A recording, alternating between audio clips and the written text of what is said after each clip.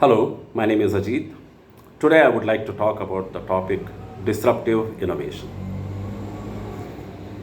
Let us start off by defining the term disruptive innovation. According to Wikipedia, an innovation that creates a new market and value network and eventually disrupts an existing market and value network, displacing established market leading firms, products, and alliances. Almost every business today is worried about disruption in their industry. Where will the next competitor come from? What business models will they adopt? How will the disruptor erode the value of my service offering and possibly upend the competitive dynamics in my industry? But is it a zero sum game? According to me, it is not. For example, when e commerce firms came on the scene, many people predicted the death of brick and mortar stores. But a decade later, guess what has happened? Brick and mortar stores continue to survive and thrive, and e-com firms have now adapted themselves to offer services in the offline as well as in the online format, which is what we call as an omni-channel play. So, it is not always a winner takes all where the disruptor captures all of the value that they create. It may also be that the existing incumbents may also stake a claim to the value that has been created as a result of some new entrant coming into the market. So while we think about innovative disruption, the key question that comes is, what are they disrupting?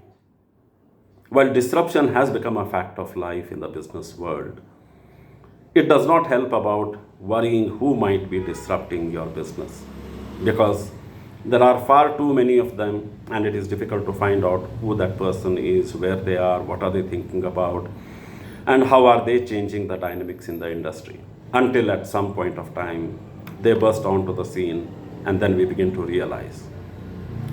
But rather, there is a way to address disruptive innovation before it impacts your industry. For example, you can look at your business model and identify where exactly a disruption might happen, where you could be impacted. Or you could relook at portions of your value chain or business model where there could be potential sources of disruption which a competitor can exploit. Or it could even be about reconfiguring your organization to address the new realities. All of these are gut-wrenching changes, and not many people have the appetite to take on them. But that's what needs to be done in order to survive and thrive.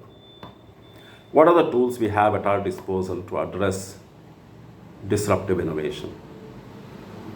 One is the strategic canvas, which can help you understand the parameters on which competitors as well as incumbents in your industry may come up with, and how can we reconfigure those parameters in order to come up with a new value proposition that can serve customers who have not been served today, or customers who have been underserved because of the existing business model that you have today.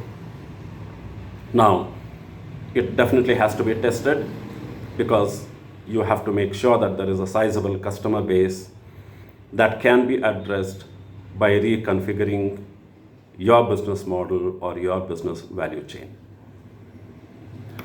So in conclusion, addressing the nature of disruption can give businesses more confidence to meet the challenges of a digital first world.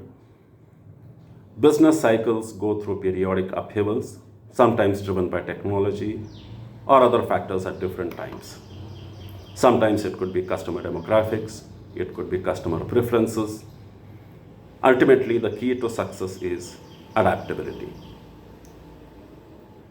My closing comments will be, think about what happened to Revlon. Revlon today filed for Chapter 11 bankruptcy because they found that their offering did not cater to the customers which they were serving at one point of time. So ultimately, that's what happens when businesses are not tuned in to customer preferences. Businesses are not tuned in to how their customer demography is changing, and how their target customer base is changing. Thank you.